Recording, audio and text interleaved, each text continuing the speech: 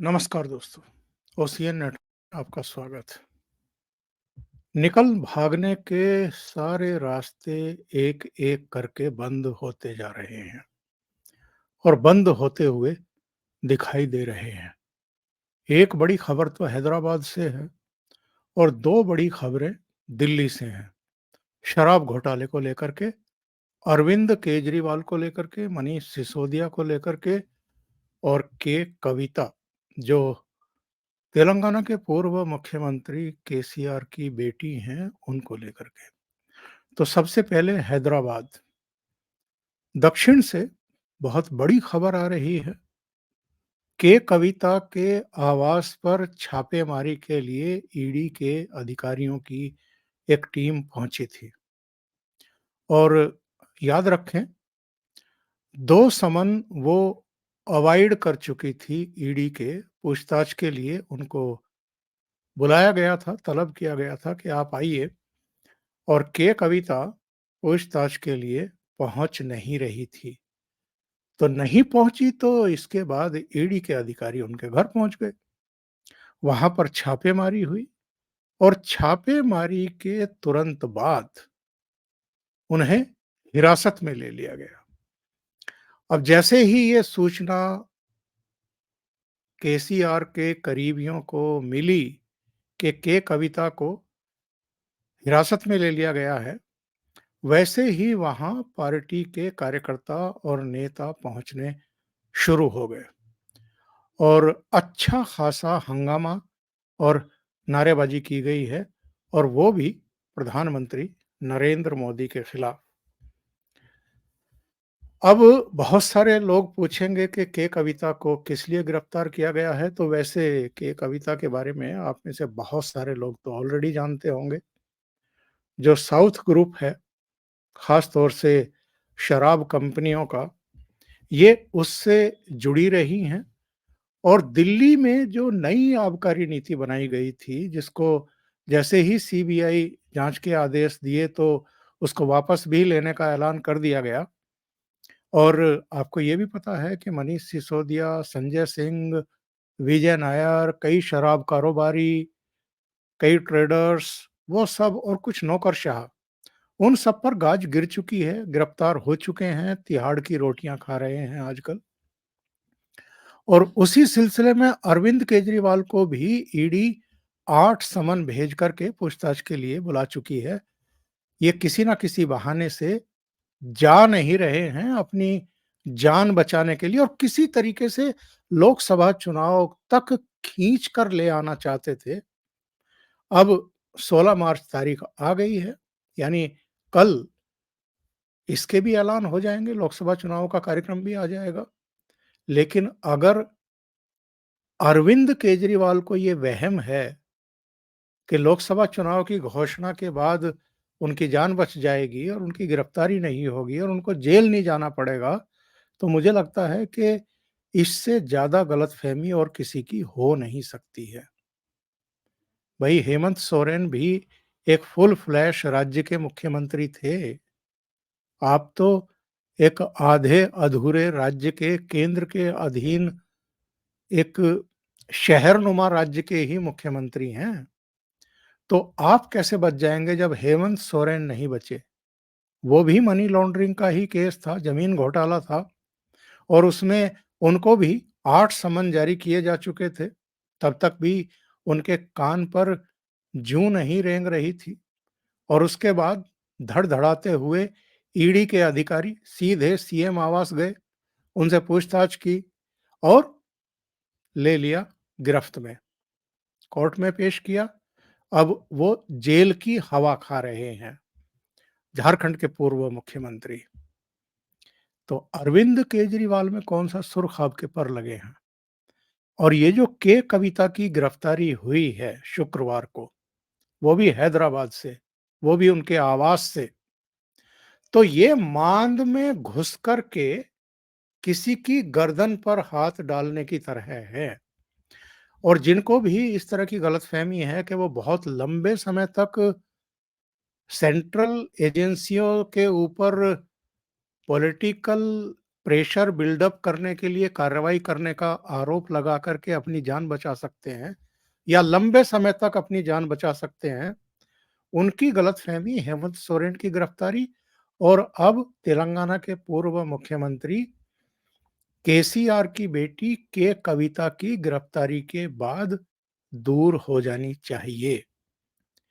एक तो के कविता गिरफ्तार की गई हैं हैदराबाद से, उनको अब दिल्ली लाने के लिए रवाना हो चुकी है ईडी की टीम। हंगामे के बावजूद उनके रास्ते भी रोके गए, नारेबाजी भी की गई, जितना हुल्लड़ मचा सकते थे टीआरएस या बीआरएस के जितने कार्यकर्ता और नेता हैं उन्होंने मचाया। लेकिन चूंकि सेंट्रल फोर्सेस भी लगी हुई थी, सीआरपीएफ और दूसरी सुरक्षा बल लगे हुए थे, इसलिए किसी तरह की परेशानी ईडी को नहीं हुई। उनको अब दिल्ली लेकर के आया जा रहा है और जो ईडी के अधिकारी हैं उनका कहना ये है कि जो आगे की पूछताछ है, यानी जो अभी तक उन्होंने नहीं उगला है, वो सब दिल्ली ला करके उनसे उगलवाया जाएगा। तो जाहिर है के कविता इसी दिल्ली शराब घोटाले की एक कड़ी अगर और गिरफ्तार कर ली गई है और अब ईडी के शिकंजे में आ गई है, तो अरविंद केजरीवाल की नींद निश्चित रूप से और भी ज़्यादा हराम हुई होगी और भी ज़्यादा उड़ गई होगी। वैसे ही अरविंद केजरीवाल इतना डरपोक आदमी है, अगर साहसी होता, अगर हिम्मत होती, अगर कुछ नहीं किया होता, तो पहले ही समन पर धड़धड़ाते हुए जाते ईडी के सामने और बता देते कि हमने तो कुछ गलत काम नहीं किया है, हम तो बिल्कुल वाक़ई कट्टर ईमानदार हैं, केवल कहने के लिए नहीं है। पर चूँकि किया है और ऐसा किया है कि मनीष सिसोदिया की जो क्यूरेटिव याचिका थी सुप्रीम कोर्ट के सामने, वो भी 1 दिन पहले खारिज हो चुकी है। अक्टूबर 2023 में इनकी जमानत याचिका को सुप्रीम कोर्ट ने खारिज किया था और खारिज किए जाने के बाद इन्होंने एक समीक्षा याचिका फिर से लगा दी थी कि साहब आपने जो हमारी जमानत याचिका को खारिज किया है, इसकी पुनर्समीक्षा कर लें और हमें जमानत दे दें बराए मेहरबानी। और इसके बाद फिर ये राउज एवेन्यू कोर्ट भी पहुंच गए कि साहब हमारी जमानत याचिका पर आप विचार कर लीजिए। तो राउज एवेन्यू कोर्ट ने कहा कि ऑलरेडी आप एक समीक्षा याचिका सुप्रीम कोर्ट में लगा चुके हैं और जब तक वहां से कोई फैसला नहीं आएगा तब तक हम आपकी इस जमानत याचिका पर सुनवाई नहीं कर सकते, इसको सुनवाई के लिए एक्सेप्ट भी नहीं कर सकते। तो इनके वकील फिर भागे-भागे सुप्रीम कोर्ट के चीफ जस्टिस के पास गए थे। तो चीफ जस्टिस ने कहा कि आप ईमेल भेजिए, देखते हैं, लेते हैं उसको। ईमेल भेजी गई, उसकी सुनवाई हुई और सुप्रीम कोर्ट ने फाइनली मनीष सिसोदिया की जो समीक्षा याचिका थी, उसको भी खारिज कर दिया। यानी ये केस इतना गंभीर है, ये घोटाला इतना बड़ा है, ये मामला इतना सीरियस है कि सुप्रीम कोर्ट कई-कई बार प्रयास करने के बावजूद इनके द्वारा इनको जमानत नहीं दे रहे। 27 अक्टूबर 2023 को मनीष सिसोदिया को गिरफ्तार किया गया था और जब गिरफ्तार किया गया था, कितने बड़े-बड़े झूठ बोले थे इन लोगों ने। इन्होंने कहा था कि एक ईमानदार शिक्षा मंत्री को मोदी जी ने इसलिए गिरफ्तार करवा लिया क्योंकि वो एक क्रांतिकारी बदलाव ला रहे थे दिल्ली के शिक्षा जगत में। स्कूलों में उन्होंने कमाल का काम किया था। अजी विदेशों से भी लोग देखने के लिए आते थे। इतना बढ़िया शिक्षा मंत्री तो आज आज तक पूरे देश में नहीं हुआ। उनको तो पद्म भूषण दिया जाना चाहिए था। ऐसे शिक्षा मंत्री को भी मोदी जी ने गिरफ्तार करवा लिया। कितने बड़े-बड़े झूठ ये बोलते हैं। मनीष सिसोदिया को शिक्षा मंत्री के तौर पर उन पर लगे एलिगेशन के लिए तो गिरफ्तार नहीं किया गया था। सब जानते हैं। नई आबकारी नीति वो लेकर के आए, उसको लागू किया और उसमें जब गड़बड़ियाँ देखी, तो चीफ सेक्रेटरी ने उस पर एक नोट बनाया, उस पर एक बाकायदा रिपोर्ट बना करके एलजी को भेजी कि साहब नई आबकारी नीति में तो गड़बड़ियाँ ही गड़बड़ियाँ हैं। इसमें तो जो शराब कारोबारी हैं उनको फ़ेवर किया गया है, खुला फ़ेवर किया गया है। यहाँ तक कि उनके टैक्सेस माफ़ किए गए हैं। कुछ टेंडर का पैसा भी वापस दिया गया है और ऐसी ईमेल भी सामने आ गई थी, जिनमें कुछ आदान-प्रदान थे, कुछ सुझाव एक्सेप्ट किए गए थे, बल्कि यहाँ तक कहा गया कि जो शराब कारोबारियों ने इनको सुझाया कि आप ऐसी शराब नीति बनाइए, इन्होंने वही शराब नीति का ड्राफ्ट एक्सेप्ट करके और नई शराब नीति जो है वो घोषित कर दी।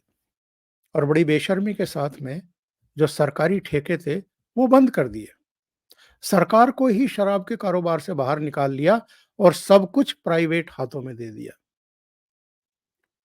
और ये कौन भूल जाएगा भई कि बहुत सारे मोबाइल फ़ोन तोड़े आप लोगों ने, बहुत सारे लैपटॉप तोड़ दिए गए।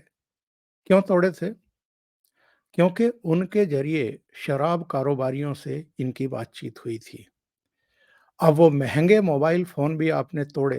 किसी का कहना है कि 17-18 थे, किसी का कहना है नहीं जी संख्या 100 के पार थी मोबाइल फ़ोन की। अलग-अलग लोगों के पास जो मोबाइल फ़ोन थे, उनसे जो आपस में टॉक्स हुई थी, वो डिटेक्ट ना कर ली जाए, रिकॉल ना कर ली जाए, इसलिए उनको तोड़ दिया गया, जला दिया गया, नष्ट कर दिया गया पूरी तरीके से। तो इतने शातिर दिमाग लोग और ये लोग कहते हैं जी हम तो कट्टर ईमानदार हैं। वो ज़रा सीन याद करिए जब मनीष सिसोदिया को ये पूछताछ के लिए वो जा रहे थे सीबीआई मुख्यालय और जो जुलूस निकाला गया था, होर्डिंग्स और पोस्टर और बैनर अ, दिल्ली के शिक्षा मंत्री जिंदाबाद मतलब शराब घोटालेबाज जिंदाबाद या मुर्दाबाद नहीं लिखा था। ईमानदार शिक्षा मंत्री और क्रांतिकारी शिक्षा मंत्री मनीष सिसोदिया जिंदाबाद के नारे लिखे हुए थे। बहरहाल मूल मुद्दे पर आते हैं। मनीष सिसोदिया को भी झटका लगा है बहुत बड़ा। राउज एवेन्यू कोर्ट में इनको 16 मार्च को पेश होना है अरविंद केजरीवाल को और उससे पहले ये सत्र न्यायालय चले गए हैं। राउज एवेन्यू कोर्ट के उस समन को ही चुनौती देने के लिए कि साहब अ, ये समन जो है वो ठीक नहीं है। जबकि जब इनको फरवरी में पेश होने के लिए कहा गया था, तो इन्होंने कहा था जी 12 मार्च के बाद की कोई तारीख दे दीजिए, मैं तो हाज़िर हो जाऊँगा, मैं तो सहयोग करने को तैयार हूँ, मुझे तो कोई गुरेज ही नहीं है और हम तो अदालत का सम्मान करते हैं जी। तो अदालत भी मुझे लगता है कि इनके कहे में आ गई, इन पर विश्वास कर लिया और कहा कि ठीक है, आप ऐसा करिए कि 16 मार्च को आ जाइए, 1 महीने बाद का टाइम दे दिया। तब अदालत के इस अगली तारीख 1 महीने बाद की तारीख पर सवाल भी खड़े हुए थे कि ये ऑलरेडी इतना टाइम बर्बाद कर चुके हैं। भई नवंबर 2023 में इनको पेश होना था और नवंबर-दिसंबर में 2 समन इन्होंने अवॉइड किए। एक बार कहा जी विधानसभा का चुनाव है, मैं तो चुनाव प्रचार के लिए जा रहा हूँ। दूसरी बार कहा विपश्यना के लिए जा रहा हूँ। फिर कहना शुरू कर दिया ये तो नोटिस, ये समन ही अवैध हैं। इसमें तो यही नहीं बताया जा रहा है कि मुझे क्यों बुलाया जा रहा है, किस हैसियत से बुलाया जा रहा है। और 7वें 8वें समन आते-आते तो पूरी तरीके से ये बेशर्मी पर उतर आए थे। इन्होंने इनको राजनीतिक समन कहना शुरू कर दिया था। तो केवल 2 समन अवॉइड किए थे के कविता ने और आज ईडी ने उनको धर लिया, गिरफ्तार कर लिया। गिरफ्तार करके दिल्ली लेकर के आ रही है और ये एक संदेश है, ये एक संकेत है और नगाड़े बजने शुरू हो चुके हैं अरविंद केजरीवाल के लिए कि हेमंत सोरेन गिरफ्तार करके जेल में भेजे जा सकते हैं। समन को लगातार अवॉइड करने और गंभीर किस्म के भ्रष्टाचार के आरोपों में तो फिर आप कैसे बच सकते हैं? आपके संगी साथी पहले ही गिरफ्तार हो चुके हैं, इस समय तिहाड़ जेल की रोटियाँ खा रहे हैं, उनको कोई भी अदालत ज़मानत नहीं दे रही है। तो मास्टरमाइंड तो अरविंद केजरीवाल ही माने जा रहे हैं इस पूरे मामले के, क्योंकि आप राज्य के मुख्यमंत्री हैं भई, और राज्य के मुख्यमंत्री हैं, तो बिना आपकी नॉलेज के तो दिल्ली सरकार में परिंदा भी पर नहीं मार सकता। नई आबकारी नीति बन जाए, वो वापस भी हो जाए, शराब कारोबारियों से सैकड़ों करोड़ रुपया लेन-देन भी हो जाए, आपके मेंबर ऑफ पार्लियामेंट के घर पर भी 2-2 करोड़ रुपए पहुँचा दिए जाएँ और आपको कोई खैर खबर ही ना हो, ये कैसे हो सकता है? और आश्चर्यजनक विषय ये है, अब तो 3-3 सरकारी गवाह भी बन चुके हैं जो आरोपी थे शुरू में, इसलिए भी इनकी नींद उड़ी हुई है और इनको पता है कि जब गिरफ्तार होंगे तो बहुत बुरा इनके साथ होने वाला है, आसानी से इनको ज़मानत मिलेगी नहीं। इनका बुरा इनका तो हाल मनीष सिसोदिया से भी बुरा होना है, क्योंकि मनीष सिसोदिया को भी अगर राहत नहीं मिल रही है, तो इन्होंने तो बहुत सारे समन अवॉइड कर दिए हैं, उनकी अनदेखी कर दी है। राजनीतिक बयानबाज़ी लगातार कर रहे हैं, तो इनका हाल तो और भी बुरा होना है। बहुत लंबे समय के लिए अंदर जाएँगे और इनका राजनीतिक करियर भी तबाह होने वाला है, और इसके लिए कोई और ज़िम्मेदार नहीं है, इसके लिए ये खुद ज़िम्मेदार है। क्योंकि इन्होंने या तो लोगों को नासमझ और बेवकूफ़ समझ लिया है कि उनको बहुत लंबे समय तक वो उल्लू बना सकते हैं या भ्रम में डाल सकते हैं और राजनीति करते रह सकते हैं और मुख्यमंत्री बने रह सकते हैं, या ये खुद मूर्ख हैं। अगर आप लगातार कानूनी सम्मन्स को गैर कानूनी बताने की बेवकूफ़ी कर रहे हैं, तो शक होता है कई बार कि आप आईआईटी हैं भी कि नहीं हैं? आप किसी ज़िम्मेदार पद पर रहे भी हैं या नहीं रहे हैं? पर वो कई बार होता है ना कि पढ़े-लिखे लोग, ज़्यादा पढ़े-लिखे लोग कुछ ज़्यादा ही अ, अकड़ भौं में रहते हैं और जब फँसते हैं तो बहुत बुरी तरीके से फँसते हैं।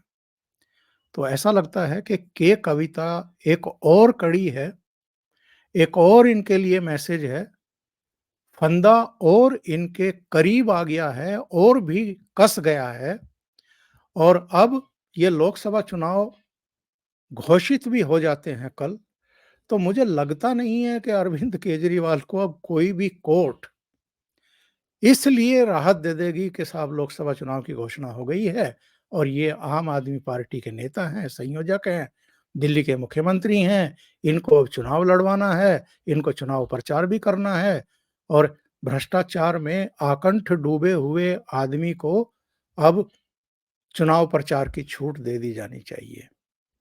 अगर कोर्ट ऐसा करती हैं, तो अगेन जो कोर्ट्स हैं, वो लोगों के निशाने पर आएँगी और फिर से उनके विवेक पर भी, उनके फैसले पर भी बहुत बड़े सवाल खड़े होंगे। तो इंतज़ार करें, कल इनको राउज़ एवेन्यू कोर्ट में पेश होना है, नहीं होते हैं, तो फिर देखना पड़ेगा कि ईडी अब इनके साथ क्या सलूक करती है। अभी के लिए इतना ही। बहुत-बहुत धन्यवाद। अगर आपको ये चैनल और इसके कंटेंट पसंद आ रहे हैं, तो लाइक करें, कमेंट करें, वीडियो को शेयर भी करें। अभी तक अगर आपने ये चैनल सब्सक्राइब नहीं किया है, तो सब्सक्राइब कर लें और साथ में लगे बेल आइकॉन को दबा दें, ताकि आगे आने वाले वीडियो और उनके नोटिफ़िकेशन आप तक पहुँचते रहें। बहुत-बहुत धन्यवाद। नमस्कार।